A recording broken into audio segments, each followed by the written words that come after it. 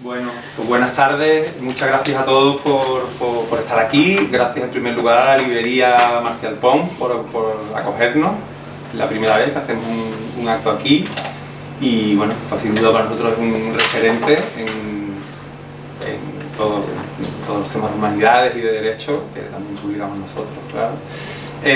Gracias a José María por participar, para nosotros un honor que participe en este acto.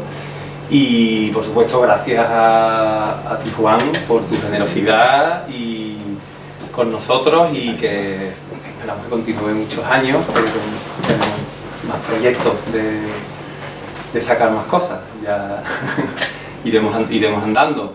Para nosotros esta obra, que se completa con este tercer libro del Dorado, de mitos y utopías del descubrimiento,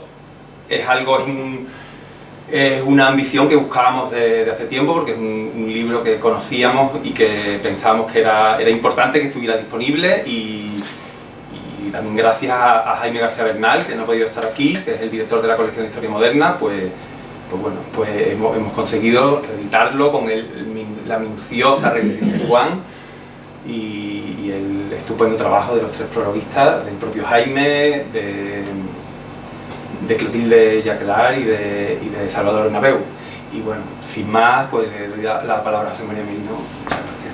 Muy bien, pues buenas tardes y gracias por la presencia de ustedes y de vosotros y de vosotras. Bueno, la verdad es que yo cuando conocí a Juan Gil, que fue en la Real Academia, la verdad es que no tenía noticia de su interés por el tema del descubrimiento, por el tema del papel español, digamos, hispano en América, etc. Y, bueno, pues estas cosas que pasan, leí Los naufragios y comentarios de Álvar Núñez Cabeza de Vaca en la edición que hizo para la Biblioteca Castro. Yo había hecho una versión de estas de odres nuevos de Los naufragios de Álvar Núñez Cabeza de Vaca. Creo, además, que si Álvar Núñez Cabeza de Vaca no fuese español, sería uno de los grandes libros de aventuras contemporáneas clásicos. Ese sería uno de los libros del mundo, pues un libro fascinante, ¿no? Bueno, como a mí el tema de América me interesa muchísimo, desde que hace muchos años fui allí a trabajar una temporada para UNESCO y descubrí América, pues me encantó el libro. Luego publicó Aventuras y desventuras del tornaviaje, la historia de Legazpi y el tornaviaje, bueno, que es otro libro de Biblioteca Castro, otro libro realmente fascinante, porque lo interesante de Juan Gil, que es un prestigioso latinista, que es un investigador en campos que van de Jenofonte a los escritos mozárabes, a los conversos, la Inquisición sevillana, etc., lo fascinante es que siendo un investigador, siendo un hombre de formación académica y rigurosa, sin embargo, escribe con una peculiar gracia, se lo estaba comentando. Tú lees estos libros tan densos y son libros que tienen un desarrollo narrativo, no digo novelesco porque no pertenecen a la ficción, pero tienen un desarrollo narrativo muy interesante, estás prendado de esa historia que te va contando. Bueno, y de pronto ya había trabajado el libro de Marco Polo anotado por Colón, el libro de Marco Polo traducido por Rodrigo de Santaella, En demanda del Gran Khan, viajes a Mongolia en el siglo XIII. Luego nos contarás esta relación tuya con esta fascinación con los viajes, ¿no? A través de la mirada latina, de la mirada clásica, ¿no? La India y el Catay, textos de la antigüedad clásica y del medievo occidental. Es decir, hay en él una fascinación por todo ese mundo y desde luego traducida en textos extraordinarios. Esto, mitos y utopías de descubrimiento, siento no tener aquí los ejemplares porque son tres sólidos ejemplares que ahora ha publicado Editorial Atenaica, ahora no sé editor. La primera edición salió en el año 89, hace ya 30 añitos, y que se aproxima, tiene tres vertientes. La primera, Colón y su tiempo. La segunda, el Pacífico. La tercera, el Dorado. Bueno, referencias bibliográficas, las he contado. Más de 3.400. Referencias a personajes, protagonistas. Más de 4.400. Referencias a lugares reales y míticos. Más de 2.500. Joder. Algunos se repiten, es lógico, ¿no? Pero caramba, es una abundancia, una riqueza, una diversidad que estás totalmente fascinado. Todo lo que hay en estos libros, la cantidad de sabiduría, de historia, efectivamente de referencias míticas, de cómo lo real pasa a lo mítico, cómo lo mítico se transforma en lo real. Hay algún ejemplo que luego contaré, ¿no? Bueno, pues me metí. Primer tomo, Colón y su tiempo. Él, ya en la edición de 1989, hace un prólogo en que habla de que, habiendo tantos mitos del Nuevo Mundo y una copiosa producción literaria, hay un precario, dice, transcribo sus palabras, nivel elemental de divulgación. Dice que está muy poco divulgado todo este tema, ¿no? Y hace citas, un par de ellas. Por ejemplo, Ciro Bayo trata todo esto desde una tetralogía novelesca, donde además glorifica a los conquistadores, dice que están entre la epopeya y el santoral. O el padre Baile, o Bale, el dorado fantasma, que habla de los Quijotes de la raza. Es decir, ha habido miradas exaltadoras, digamos, del conquistador, del descubridor, pero bueno, él dice, buenos y santos, buenos y malos, santos y pecadores, los españoles en el Nuevo Mundo se dejaron deslumbrar por espejismos notabilísimos. Amazonas, hombres con cara de perro. De algún modo, él dice, hay una peculiar pervivencia de la antigüedad grecolatina en el mundo moderno, que yo creo que eso es precisamente lo que a ti te llegó un poco a América, pero luego nos hablarás de ello, ¿no? Cita a Humboldt, ¿no? Se busca en los pueblos descubiertos lo que los griegos nos enseñaron sobre la primera edad del mundo, desde los bárbaros escitas y africanos, y dice, al lado de las fuentes americanas están también las tradiciones indígenas, hay una interconexión. Y dice él, esta trilogía se plantea desde el punto de vista de los conquistadores, entre otras razones por el conocimiento lingüístico del autor, y abarca el mundo antillano, el Pacífico y la tierra firme. Bueno, faltan estudios, según Juan, y yo estoy de acuerdo, para la polémica sobre la conquista. Faltan estudios. Pero el colofón de ese primer tomo, de ese prólogo, es, desde tiempo inmemorial han subyugado la atención humana las narraciones de viajes maravillosos. Luciano de Samosata, Gilgamesh, Ulises, Simbad el marino. El viaje casi es un arquetipo. El vellocino de oro, la búsqueda del vellocino. Sería tal vez, si no fuese el vellocino tan fuerte, el primer arquetipo de la búsqueda de algo, ¿no? Del viaje maravilloso, ¿no? Bueno, la edición actual la prologa Jaime García Bernal, ha citado Juan Gil y los historiadores, lo llama. Y entonces dice que Juan Gil, con amplia obra sobre los textos latinos hispanos, ha seguido la singladura de Colón, a veces acompañado por Consuelo Varela en edición crítica de textos colombinos. Dice, en un texto de insobornable rigor intelectual, escrito con prosa diáfana, culta y sin afectación. Yo añadiría eso que os dije antes, con singular gracia narrativa y hasta con los toques psicológicos correspondientes a los personajes. A mí me parece que la gracia narrativa está aquí con la gracia investigadora perfectamente mezclada, ¿no? Y luego García Bernal subraya eso que me parece efectivamente una visión muy acertada, ¿no? Que hay un salto cualitativo en lo histórico. Dice, de las circunstancias y motivaciones personales de los conquistadores pasamos a los mitos y leyendas que permeaban la mentalidad de los hombres del mar en las postrimerías del siglo XV y que Colón asimiló como cualquiera de ellos. Es una especie de alucinación colectiva que dura siglos y que desempeña en el que la mitología clásica desempeña un gran papel. Dice García Bernal, humus de leyendas y utopías que echa raíces en el pensamiento de Colón. Y entonces está el pensamiento geográfico medieval, el pensamiento mítico promedio, dice él, enriquecido en los sucesivos viajes y conversión de Colón en humanista.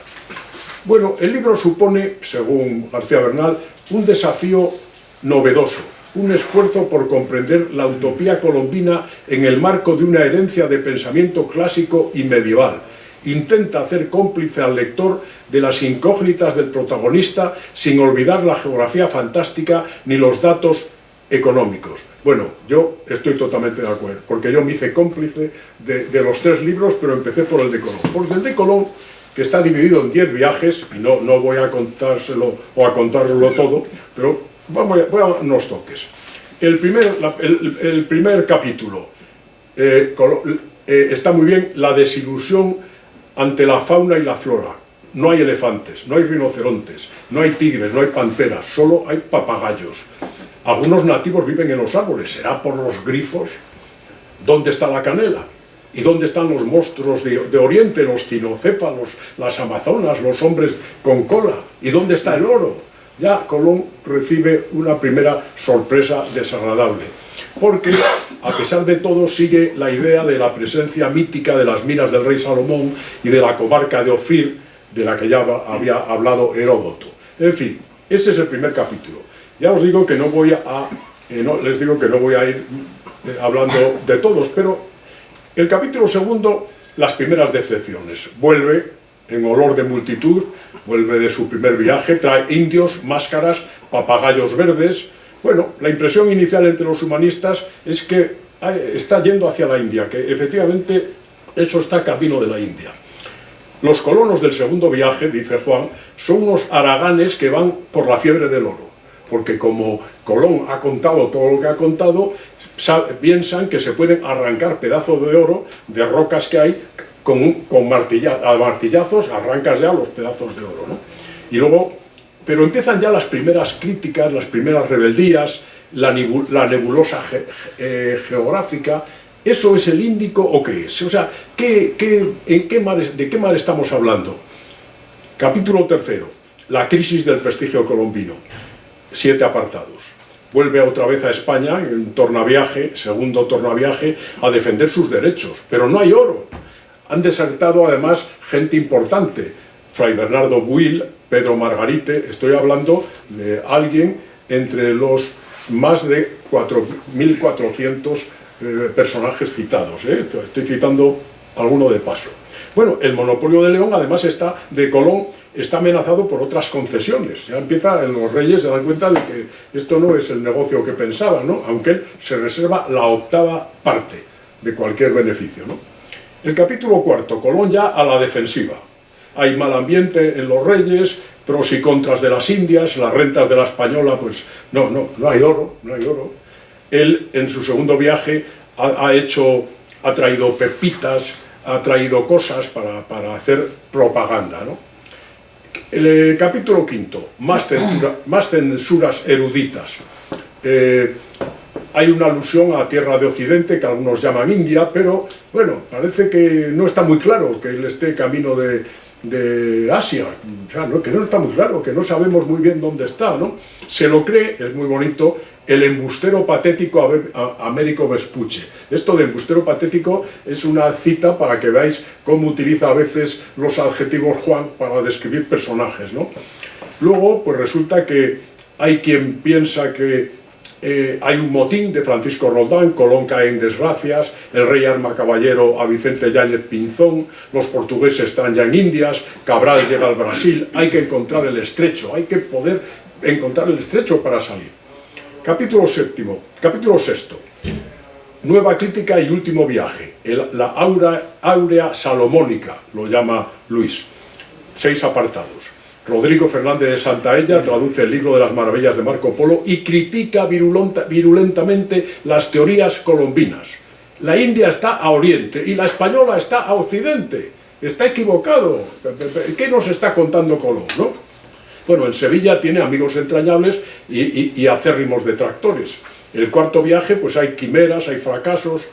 Luego, los capítulos séptimo y octavo son muy interesantes porque hablan de un tema que a mí me había llamado la atención, pero que aquí lo he visto muy claro. De pronto, Colón efectivamente ha entrado en una alucinación, porque viene la religiosidad de Cristóbal Colón, el criptojudaísmo de Colón, que hace que él vea nueva tierra y nuevo cielo, otro mundo.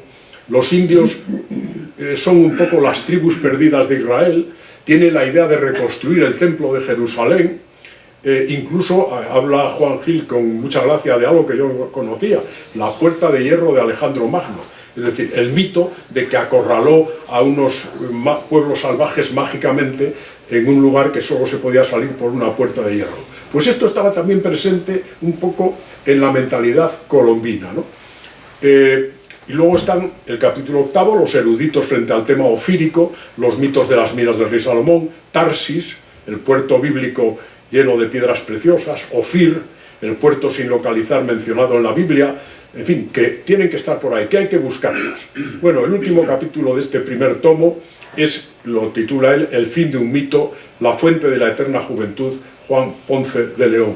Bueno, esa historia también peculiar, interesantísima, de la búsqueda de la fuente de la eterna juventud, y un epílogo en el que nos habla de la religiosidad colombina, que yo creo que hay efectivamente un proceso. Vemos cómo Colón pasa de ser un descubridor, eso sí, cargado de elementos mitológicos, a ser un vidente, un soñador, un hombre que ya, en fin, ha llegado a hacer, si no un descubrimiento físico, sí un descubrimiento moral, un descubrimiento personal, ideológico, ¿no?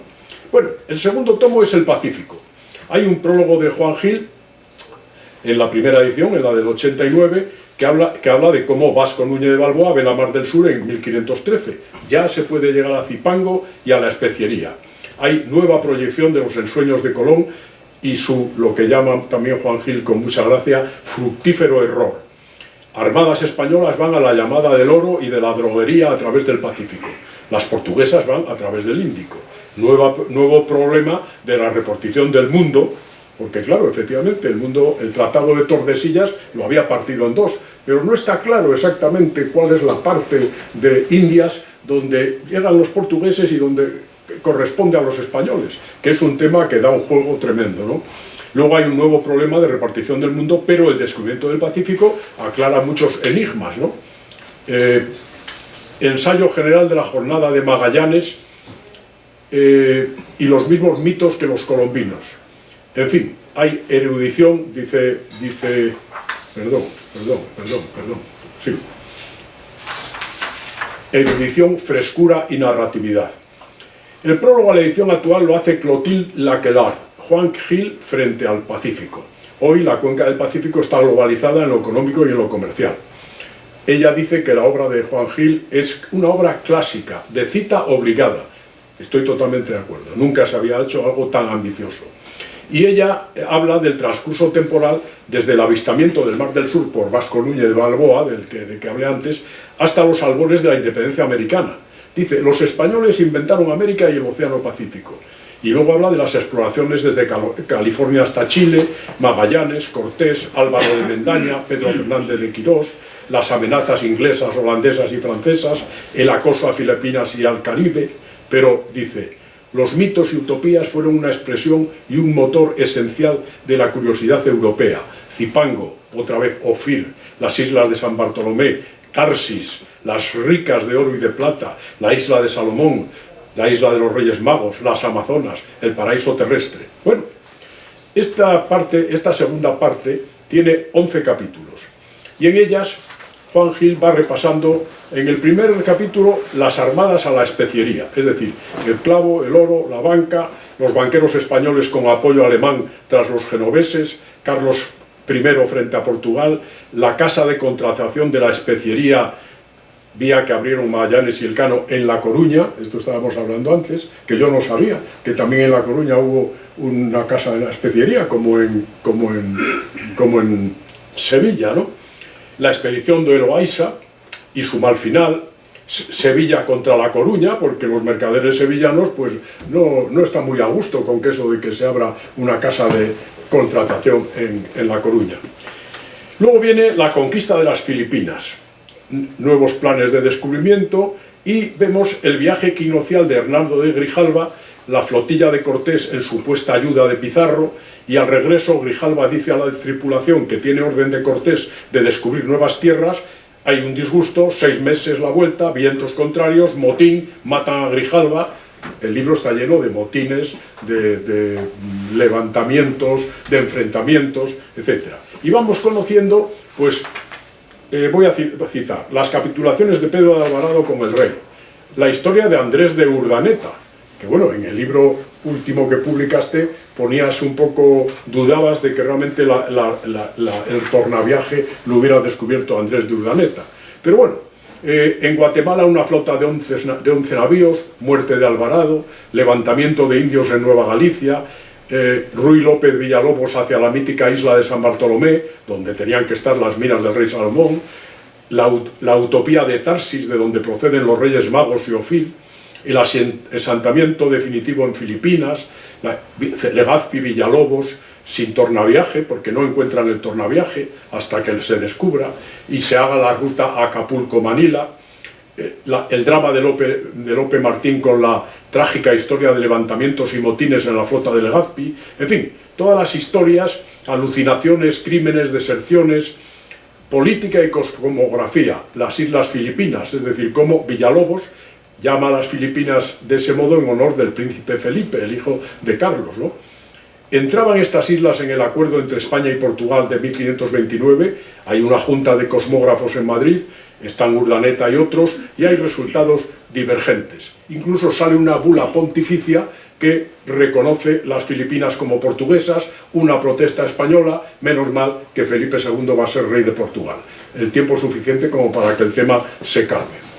El capítulo 3 es el camino a California. Yo voy a tomar a contar algunas notas que tomé. La obsesión por el oro. Las Amazonas. ¿Dónde están las Amazonas? El intermedio bélico, la conquista de la Nueva España, emulación de Alejandro Magno, alucinación de Cortés con la plata y el oro, Moctezuma, la isla de la Reina California, que la Reina California viene de las Sergas de Esplandián, porque claro, aunque estaba prohibido llevar libros de caballerías a América, pues los libros de caballerías estaban efectivamente en todos los equipajes, ¿no? La idea, las primeras exploraciones de California, objetivo de Cortés, la historia de que hay hombres marinos. Ahora se piensa que podían ser las morsas, pero ellos pensaban que había unos hombres marinos que tenían unos extraños, unas formas, etc. Luego, en esta parte, que es toda la parte de lo que digamos americana, la exploración austral, la armada de Álvaro de Mendaña, es curioso cómo la historia de Isabel de Barreto, su viuda, que es la que consigue llegar a las Filipinas, en fin, cómo Mendaña llega a Manila y la herencia de Mendaña. El capítulo 5 trata de las islas rica de oro y rica de plata. Hay 3 apartados. Las viejas islas de Crise y Argire, las islas de oro y plata según los geógrafos antiguos, pero esta alucinación de los descubridores y de los conquistadores había cristalizado en la reproducción de aquello como una verdad. Eso era verdad, todo lo que venía de la antigüedad contando estas cosas había que cumplirlo y había que buscar la isla de oro y la isla de plata porque eran verdad y porque existían, ¿no? En fin, y así sucede. Empiezan ya más líos, voy a citar solo algunos, los enredos del círculo limeño, el padre Diego Luis de San Vítores y sus delirios geográficos, el escepticismo de Fray Ignacio Muñoz, un alucinado, un capitán pinturero, le llama Juan Gil, Francisco Palomino, se ofrece a descubrir de una vez la isla salomónica, pero tiene demasiada edad y poco conocimiento. Luego, otro mito, la tierra del César, que yo creo que era la tierra de los Césares, que es desde Magallanes, los gigantes patagones, en esa zona es donde vivía, donde se perdió un capitán, el capitán César, y bueno, hay un lugar maravilloso que se busca, bueno, hasta en el siglo XVII, final del XVII, hay expediciones que lo buscan, ¿no? La búsqueda del estrecho de Anián, el paso, que hay una idea curiosa que yo tampoco lo conocía, la idea de que, por testimonios fantásticos ingleses, se puede pasar del Atlántico al Pacífico por el norte. Es decir, digamos, por Terranova, por ahí se puede llegar, ¿no? Lo cual, bueno, pues efectivamente hay quien lo intenta, pero es un fracaso, no llegan a encontrar ese paso por el norte, ¿no? Bueno, y llegamos al tercer tomo, que es El Dorado. Juan Gil, en la edición de 1989, dice que los 2 volúmenes anteriores transcurren en el mar, muchos navegantes ha habido en busca de la isla de Salomón, y por el Atlántico o el Pacífico. El tercer y último transcurre en tierra firme, sin cambio de objetivo sustancial. Es el mito del oro junto a un río, que puede ser el Orinoco, que puede ser el Amazonas, que puede ser el Guapay, río que existe, pero se inventan otro río, el Paitití, que es un río que nunca existió. Pero bueno, buscan Amazonas, pigmeos, esciápodos, unos seres que solo tienen una pierna y un pie, en fin, pero los buscan porque están convencidos de que existen. Y luego van por supuesto, con los conquistadores van los religiosos. Dice Humboldt, la atroz manía misionera de los españoles. Pero bueno, en todo caso, eso fue así. Bueno, en la edición actual, Salvador Bernabéu Albert dice que aquí en este libro, en la tercera parte, Juan Gil da por terminada la trilogía.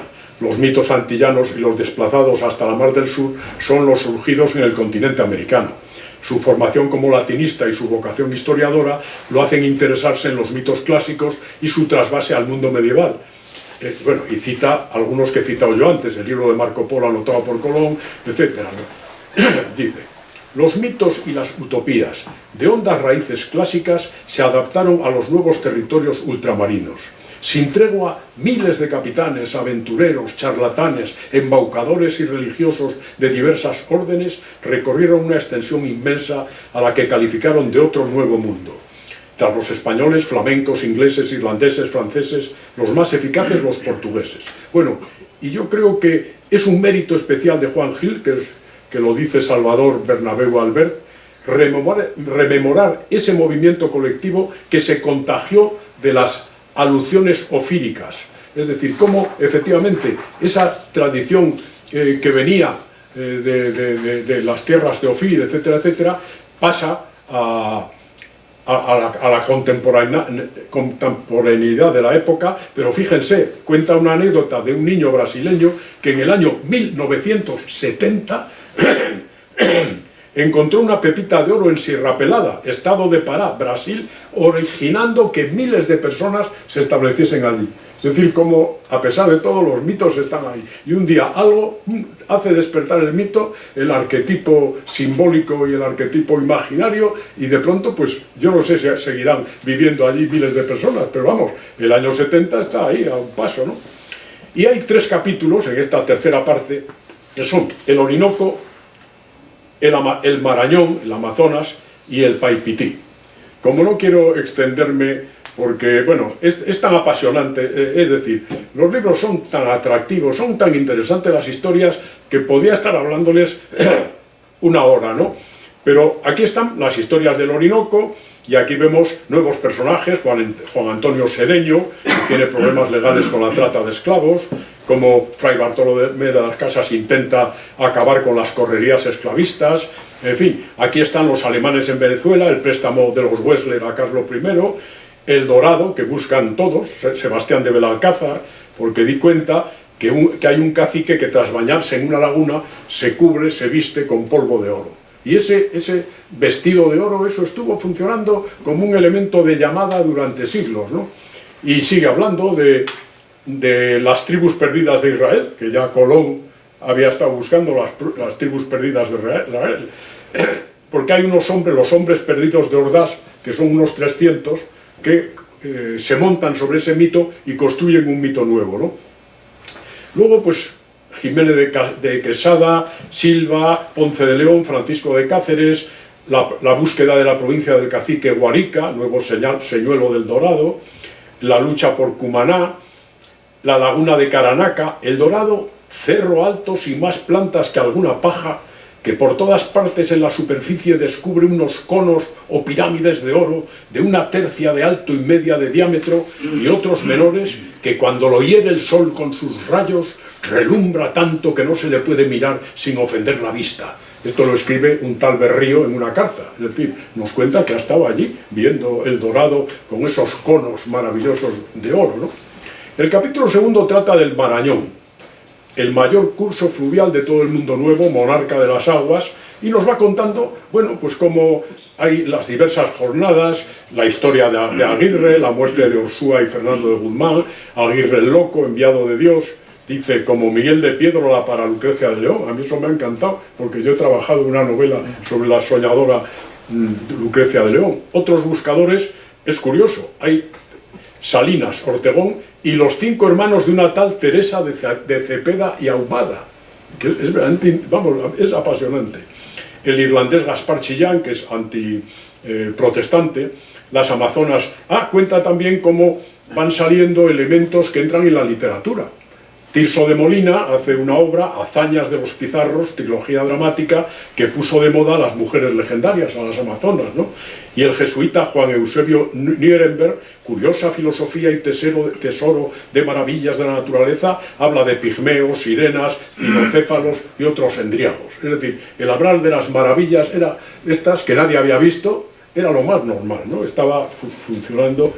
Y luego de esta parte, bueno, hay también el padre Samuel Fritz, jesuita bohemio, otros con la Quimera del Oro, bueno, y luego por fin la Ilustración, que es el primer movimiento, digamos, intelectual que niega la existencia de las Amazonas. Pero hasta la Ilustración, las Amazonas están ahí. No sabemos si la han visto o no las han visto, pero parece que las han visto. Y por último está el capítulo 3, que es el río Paititi, que es un río imaginario, que es maravilloso que estén buscando un río imaginario desde el Cuzco durante siglos, ¿no? Convencidos de que, dice también, es cierto, hay un tal Juan Álvarez Maldonado que funda el Bierzo, eso me ha encantado, que decía ser de León y dice que hay pigmeos nacidos de hombres y monas. También hay religiosos atrapados en la quimera de Paitite y la montaña llena de árboles de canela, nuez moscada, bálsamo, incienso y clavo y la gran laguna del Dorado. Es decir, aquí historias novelescas, bueno, en fin, miren, todo lo que puedan imaginarse, monstruos indios con cuernos en la cabeza y el pie en forma de pata de avestruz, los mojos, en fin, todo lo que puedan imaginarse desde el punto de vista de lo fantástico estaba en todos estos 4.400 personajes que anduvieron recorriendo América. En fin, es curioso porque el colofón, que añade Juan, habla de que esa recurrencia de amazonas, pigmeos, cinocéfalos y otros seres extraordinarios son fenómenos parecidos para Heródoto y la India, estaban ya también en la tradición. Habla de Ctesias, Galeno y la India, perros, grifos, ofidios, el fabuloso bestiario del pseudo-Calístenes. Bueno, es una tradición maravillosa que pasa del siglo IV a.C. con toda naturalidad y que llega hasta el siglo XVI. Una mirada profundamente sabia, renovadora de la aventura americana, y yo me lo he pasado maravillosamente porque es un libro, son 3 tomos de profunda investigación, pero absolutamente fascinantes para leer. Yo lo he leído como Don Quijote leía los libros de caballerías. Yo creo que existen las amazonas, los cinocéfalos, todo esto existe, Juan. Y perdón porque creo que me he excedido un poco. Muchas gracias.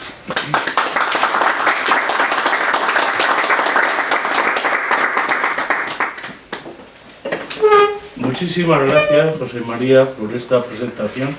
La verdad es que casi podíamos aquí poner punto final a este acto, porque has hecho una disección estupenda de mi libro y has demostrado que te los has leído. O sea, que realmente leerse 1600 o cuántas páginas. Pues mira, lo que no le he contado son las páginas. Bueno, pues por ahí deben de ser. Y para demostrar que soy un latinista, voy a hacer una breve referencia a un verso citado por Cicerón en su De Amicitia. Es la única vez que voy a hablar de latinajos. Laetus sum laudarier a laudato viro. Decía Cicerón, citando este Saturnio, estoy feliz de ser alabado por un varón alabado. De modo que muchas gracias, José María, por este trabajo que te has tomado en leer estos 3 libros. Hace 2 años me vinieron a ver Sergio Rojas Marcos, acompañado de los próceres de Atenaica, para proponerme que volviera a editar El Dorado.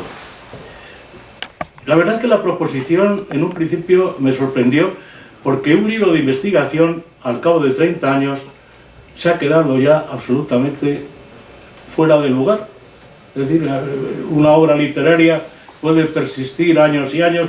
Un libro de investigación a los 30 realmente casi se puede decir que está ya totalmente fuera de lugar. Bueno, pues ellos pensaban que no, y quizá mi ego pudo más que mi prudencia y me decidí a hacerles caso, y así es como hoy estamos todos reunidos para celebrar esta aparición de los mitos y utopías. Por cierto, utopías eran mitos el título del libro iba a ser Los mitos del descubrimiento. Y entonces Javier Pradera, el editor, el amigo, un hombre realmente extraordinario, pensó: mitos del descubrimiento queda demasiado corto, hay que poner alguna cosa más, y dijo mitos y utopías. Utopías, la verdad es que no se sabe muy bien, porque no hay aquí grandes utopías, hay alucinaciones, sí, pero utopías de ciudades ideales, bueno, también sí, evidentemente, hay ciudades que se inventan, efectivamente. La ciudad de los Césares. Pero las ciudades de los Césares, sí. Pero esto de utopías fue, como digo, una edición de Javier Pradera. Bueno, pues el hecho es que les dije que sí, y al cabo de 2 años ese sueño se ha hecho realidad, y se ha hecho realidad de la mejor de las maneras, porque realmente son ediciones estupendas. Están acompañadas de un prólogo, como ha dicho José María Merino, Jaime García Bernal, el primero; del segundo, Clotilde Jaquelar, una profesora de la Sorbona, amiga evidentemente mía, y el tercero, Salvador Bernabeu, otro gran amigo, director de la Escuela de Estudios Americanos en Sevilla. De modo que he de dar las gracias a la editorial, a los 3 prologuistas, por realmente por el trabajo bien hecho. Se lee mucho mejor que en la primera edición, se han salvado una serie de ratas, creo que he mejorado algo en algunos puntos el texto, y luego están muchísimo mejor los índices, que realmente ahora son índices muy completos y muy exactos. Y me dirán ustedes: ¿y cómo es posible que un latinista se embarcara en una empresa como esta hace 30 años? Bueno, 30 años es cuando se publicó, sino 40 cuando empecé a trabajar sobre esto. Pues se lo voy a contar. Yo antes me interesaba mucho la historia del fin del mundo, de lo que todos estos mesianismos, alucinaciones del medievo, durante el cual todo el mundo estaba convencido de que el fin del mundo estaba muy cerca. Acuérdense, claro, San Juan, en una de sus cartas, empieza diciendo: hijitos, el fin del mundo está cerca. Si lo dice San Juan, pues evidentemente habrá que hacerle caso. Y desde San Juan en adelante, yo creo que hasta casi el siglo XIX, o la Ilustración, ha habido una especie de pensamiento de que el fin del mundo estaba muy cerca. Bueno, evidentemente que el fin del mundo esté cerca lleva a cometer actos bastante desalmados. Y a mí me interesaba esto, cómo esta gente que pensaba que el mundo se acercaba, de repente cometían actos, por ejemplo, las persecuciones contra los judíos, yo creo que motivadas en su mayor parte por esta sensación de que se aproxima el fin del mundo. Bueno, pues entonces, como al fin del mundo había una tradición que todos los judíos se convertirían, pues vamos entonces a convertirlos siguiendo la tradición esta, ¿no? Bueno, pues me interesaba todo esto. Y de repente, leyendo en uno de estos libros, encuentro que una señora ilustrísima dice: Colón estaba convencido de que iba a reconstruir con el oro de las Indias el segundo templo de Jerusalén. Aquello me dio un sobresalto por las razones que ahora expondré después. Dije, tengo que leer a Colón, y entonces no era tan fácil leer a Colón, porque no había textos completos, los hizo mi mujer, Consuelo Varela, no había una recopilación, sí la había, sí, pero estaba en unos libracos inmensos, la Raccolta colombiana, publicada en 1892, en el cuarto centenario del descubrimiento, por los italianos, en el cual sí, estaban todos los textos de Colón muy difíciles de manejar, en unos tomos inmensos, que había que abrir, ocupaban la mesa en cuanto se abrían, en fin. Total, que me puse a trabajar en Colón y así fue como salieron de aquel, por aquel hilo se hizo el ovillo, ¿no? Efectivamente, en Colón me interesó, por un lado, la explicación que él dio a su viaje en dos facetas. Por un lado, desde el punto de vista de explicar el Nuevo Mundo como India. Él había prometido que iba a llegar a la India, era almirante de las Indias. Las Indias entonces comprendían la India allende el Ganges y aquén del Ganges, o si estaba también dividida en tres Indias: la India menor, que empezaba en Abisinia, la mayor y la mediana y la grande, que correspondían a la Akende y allende el Ganges tolemaica. En fin, las Indias en general, pues el mundo de la India y China en su sentido más largo. Claro, él es almirante de la India, con lo cual tiene que explicar que lo que él ha descubierto es la India. ¿Cómo lo explica? Pues aplicando a ese nuevo mundo todo lo que se ha dicho de la India en la época clásica. De modo que si hay Amazonas, una de las características de la India era las Amazonas. A Amazonas tiene que encontrar Colón y las encuentra. Tiene que haber gente con cola, porque también los antiguos hablan de la gente, pues hay gente con cola. Hay hombres malos y hombres que comen, que se pueden parecer a los hombres de cara de perro, pues los caníbales, que aparecen cada vez más sombríamente. Bueno, y luego, por otro lado, de modo que hay esta explicación aplicando al Nuevo Mundo todos los conceptos de la India, y luego una explicación, digamos, teológica, que es quizá la que a mí más me llamó la atención,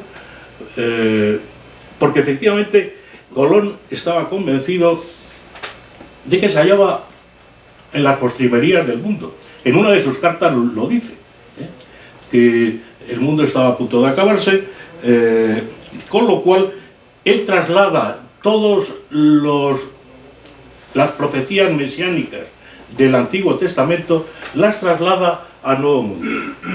Y así, por ejemplo, todo lo que se habla en un momento dado dice llenamente, es decir, del todo, por completo, se cumplió lo que dice Isaías con mi viaje. Bueno, esto a don Antonio Ballesteros lo sulfuraba, decía, ¿cómo es posible que Colón hable de Isaías? El Colón, pero bueno, esto no puede ser, no, es inadmisible, llega a decir el historiador, que Colón hable de Isaías. Es decir, el historiador serio pues, no comprende por qué Colón habla de Isaías. Bueno, pues sí, porque Isaías habla de las islas del mar, el movimiento, cómo van a venir los hombres de las islas del mar y se van a juntar todos en Jerusalén, etc. ¿No? Eso por un lado. Por otro lado, él dice haber encontrado, como ha recordado José María Merino, que él ha encontrado Ofir en la Española, las islas de Ofir, es decir, las islas de la mina del Salomón. La mina de Salomón había estado olvidada durante siglos. Ahora se ha descubierto gracias a Colón. ¿Qué se había hecho con el oro, ese oro de la mina de Salomón? Había servido para construir el segundo templo de Jerusalén, lo que hizo Salomón. Entonces, después de tantos años, estando en el olvido, ahora se descubre otra vez. ¿Con qué objeto se descubre? Para reedificarlo otra vez. Es decir, que si Dios ha permitido que por primera vez, después de tantos años, se descubra la mina del rey Salomón, es porque va a tener el mismo efecto que en aquel tiempo, la reedificación del templo. Claro, la reedificación del templo, pero esa es una idea que no es cristiana. Los cristianos ven cuando entran los romanos y asuelan el templo de Jerusalén, la interpretación de los cristianos es que es un castigo de Dios a la crucifixión del Mesías, de Jesús. Luego, eso es un pensamiento que no se le puede ocurrir a un cristiano, es un pensamiento judío. Los judíos están siempre pensando en que van a reconstruir el segundo templo. Acuérdense que incluso hace unos años entraron unos de estos judíos ultraortodoxos intentando volver a edificar el templo de Jerusalén. Bueno, pues, por lo tanto, es lo que me interesó, estas dos explicaciones, cómo se explicaba Colón, por un lado, proyectando todos los conocimientos de la India al Nuevo Mundo, y por otra parte dando él una explicación religiosa a su propio descubrimiento.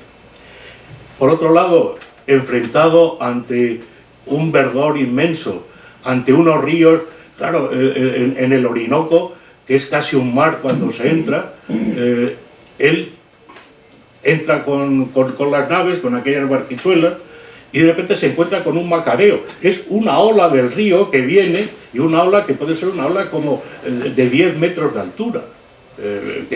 Si el macareo es grande, pues entonces le hubiera dado al traste con las naves. El hecho es que todo esto, el verdor, los grandes ríos, cuando entra en Guananí, no hay indios que tengan más de 30 años de edad. ¿Qué quiere decir eso, que no tengan más de 30 años de edad? Pues que están en la eterna juventud, están en la edad perfecta del hombre. Es decir, que no han pasado de los 30 años, están en la eterna juventud. Bueno, pues todo esto, ¿qué le hace pensar? Que se halla cerca del paraíso terrenal. Claro, el paraíso terrenal, muy bien, es terrenal, luego está en la tierra, y en algún sitio de la tierra tiene que estar.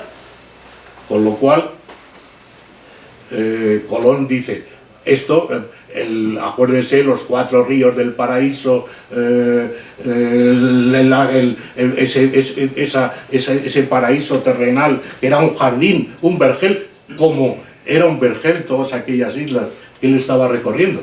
Bueno, pues entonces estoy cerca del paraíso terrenal, con lo cual, si el paraíso terrenal está en la cúspide de la tierra redonda así, pero tiene como una especie de grano, de protuberancia, y encima de esa protuberancia está el paraíso terrenal. Con lo cual, la conclusión, cuando se va de España a las Indias, se va subiendo hacia el paraíso, y cuando se vuelve de las Indias a España, se va bajando. De modo que la explicación del subir y bajar al paraíso. Bueno, pues completado todo esto, pues me di cuenta de que toda esta mitología creada por Colón seguía, evidentemente, se aplicaba primero al Pacífico, que era el escenario realmente de aquellos mitos, con lo cual en el Pacífico, evidentemente, pues se van a encontrar otra vez Amazonas, y se va a encontrar otra vez y se va a buscar otra vez la isla de Salomón. Y fíjense que en el Pacífico hay un archipiélago que se llama de Salomón, porque lo descubrió un español pensando que allí esa era la isla de Salomón. De modo que, evidentemente, se proyectaba estos mitos otra vez en el Pacífico. Y como no podía ser menos, también se iban a proyectar en tierra firme, donde la mina de Salomón iba a tomar otro nombre, el Dorado, o, en su caso, pues este Paititi mítico, o tierra de los Césares, o lo que fuera. Siempre, en este caso también, por ejemplo, las Amazonas, en un principio, las Amazonas clásicas vivían a orillas de un río de Asia Menor, un río que desemboca en el mar Caspio, el Termodonte. De modo que las Amazonas están siempre al lado de un río. Después las Amazonas se trasladan a la India, pero otra vez están en una zona fluvial. Después van a pasar a una isla, pero siempre en un contexto fluvial. Y por eso hoy un río se llama Río de las Amazonas, porque se descubrieron Amazonas, o creyeron descubrir Amazonas. De modo que, como ven, dejaron los mitos mucho más huella de lo que parece. Y a eso, pues, realmente van dedicados estos 3 libros que realmente me alegro muchísimo de que se hayan publicado gracias al celo de Atenaica, que es una editorial además que no solo ha publicado este libro, sino que ha publicado muchísimos más. Y mañana incluso se va a celebrar la presentación de otro libro sobre flamenco, de modo que pasamos de los mitos al flamenco, ¿no? De todo. De modo que no quiero entretenerlos más porque realmente su paciencia también tiene un límite. Si tienen alguna pregunta o alguna duda, estaré muy contento de contestarla, si es que puedo. Y nada más, pues agradecer otra vez a José María Merino su cariñosísima presentación y el trabajo, y que me perdone el trabajo que le he dado. Esto realmente los amigos no deberían poner a prueba a los amigos a tan duras pruebas. Y por otra parte, pues agradecerles también su presencia hoy aquí a todos, porque realmente pues reconforta tener algo de auditorio. En fin, pues muchísimas gracias a todos, y si tienen alguna pregunta, pues ya saben. Sí, una pregunta. Bueno, la historiografía inglesa y francesa, digamos la europea más avanzada, y la holandesa o la alemana, ¿cómo han trabajado el tema ese que ha tocado usted? ¿Qué ha visto usted que toquen ellos en esa cuestión de las utopías americanas? Ya que ellos llegaron más tarde, obviamente con intereses distintos, contrapuestos muy frecuentemente. ¿Cómo lo han tocado ellos? ¿Hay algún tipo de trabajo? ¿Sabe usted algo de eso? Yo creo que no. Es decir, los franceses hicieron... Bueno, la verdad es que los franceses llegaron mucho más tarde y además de todos los asentamientos fueron expulsados pronto. En lo que hicieron en el Amazonas, en la Francia, lo que ellos llamaron la Francia antártica, porque los franceses siempre tienen que poner nombres muy rimbombantes a las cosas. Eso se les da muy bien, poner nombres. La Francia antártica. Qué bonito, la verdad que era precioso. Bueno, pues en los relatos, algunos relatos de franciscanos de esta France Antarctique, hay algo de mito, pero no sale. Es decir, que si uno lo lee, pues de repente dice, sí, este hombre está pensando que hay esto o lo otro, pero no salen tan a las claras. Donde salen a las claras es en Raleigh, es el Walter Raleigh. Cuando él habla del descubrimiento de Guayana y todo esto, pues, en fin, habla no solo de las Amazonas, claro, y además las Amazonas estarían contentísimas de ser vasallas de una reina virgen, claro, nunca mejor dicho, qué bien que las amazonas encontraran a Isabel, la reina virgen, ¿no? Qué bien estaban, Sir Walter dice que aquello estaban encantadas las amazonas de encontrarse con un inglés y de poder obedecer a la reina virgen. Y luego Sir Walter, pues, él habla de que ha visto, pues, toda esta monstruosidad, fauna monstruosa de la antigüedad, pues los hombres que tienen los ojos en el pecho, los esternoctalmos, dice, estos son los Ewaipanoma, me han hablado de los Ewaipanoma, de estos hombres que tienen... Bueno, todo esto, los ingleses yo creo que cuando leían aquello, dice, claro, todo esto Sir Walter lo ha recogido de los españoles. Y claro, ya se sabe cómo son los españoles. Estas son fantasías ibéricas, fantasías españolas, y esto pues son tonterías bueno, y cómo un inglés llega a decir también tonterías, pues eso ya no lo explica. Pero en fin, dice, no, estos son, toda esta cosa del dorado, pues son cosas de los españoles. Y se convenció Sir Walter y se quedó encantado con aquello, pero en fin, como digo, no entran en todo esto, ¿no? No entran en todo esto. Pero es curioso porque, por ejemplo, el dorado de Raleigh, pues está también en una laguna. Son otra vez los mismos mitos trasladados a diferentes sitios.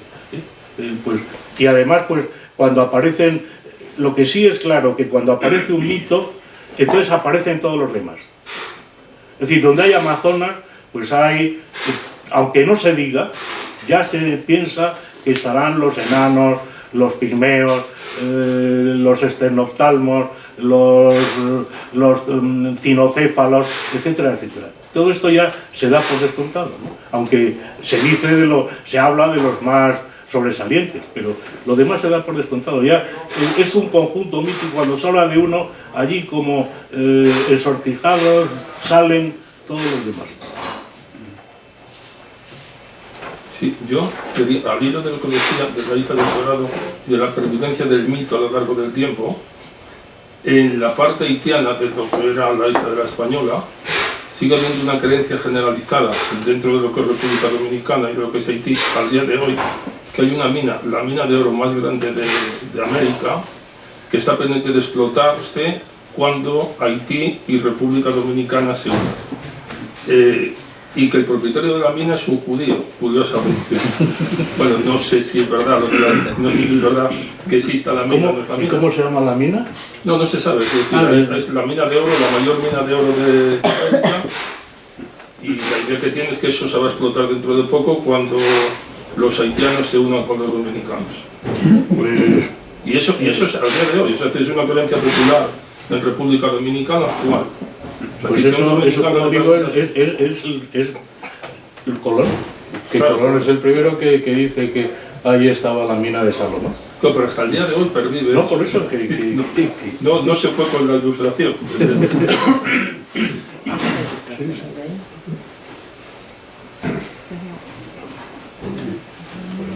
¿Alguna pregunta más?